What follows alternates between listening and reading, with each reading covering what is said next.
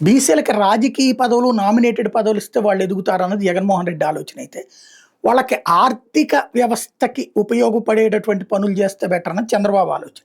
అందుకనే ఆదరణ పథకం కావచ్చు, అట్లాగే ఇప్పుడు ఏది ఈ గౌడ కులస్తులకి మద్యం దుకాణాలు ఇచ్చేటటువంటి కాన్సెప్ట్ కావచ్చు, కొంత పర్సంటేజ్ వాళ్ళకి, తద్వారా వాళ్ళ కుటుంబాలు బాగుపడతాయి.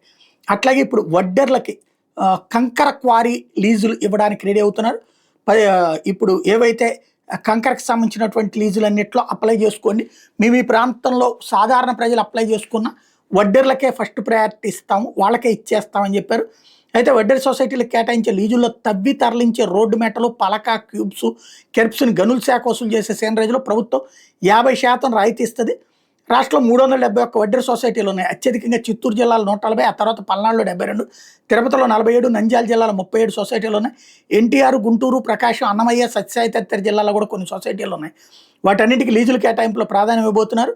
1990 దశకం నుంచి వడ్డెర్ సొసైటీలకు క్వారీ లీజులు కేటాయించే విధానం ఉండేది. అయితే వైసీపీ 2022లో లీజులు కేటాయింపుకి ఈ వేలం విధానం తీసుకురావడం, దీనివల్ల లీజుకు కావాల్సినటువంటి వడ్డెర్ సొసైటీలు ఇతరులతో కలిసి వేలంలో పాల్గొని ఎక్కువ ధర కోట్ చేయాల్సి వచ్చిందట. ఒకవేళ అధిక ధర కోట్ చేయలేకపోతే ఆ వేలంలో ఎవరు అత్యధిక ధర కోట్ చేశారో ఆ మొత్తాన్ని ప్రీమియంగా చెల్లించేందుకు ముందుకొచ్చే సొసైటీకి లీజు దక్కేది. దీంతో వడ్డెర్ సొసైటీలు లీజు పొందడం కష్టంగా ఉండేది. దీంతో చంద్రబాబు నాయుడు ఈ దఫా తాను ఆ విధమైనటువంటి ఏర్పాట్లు చేశారు.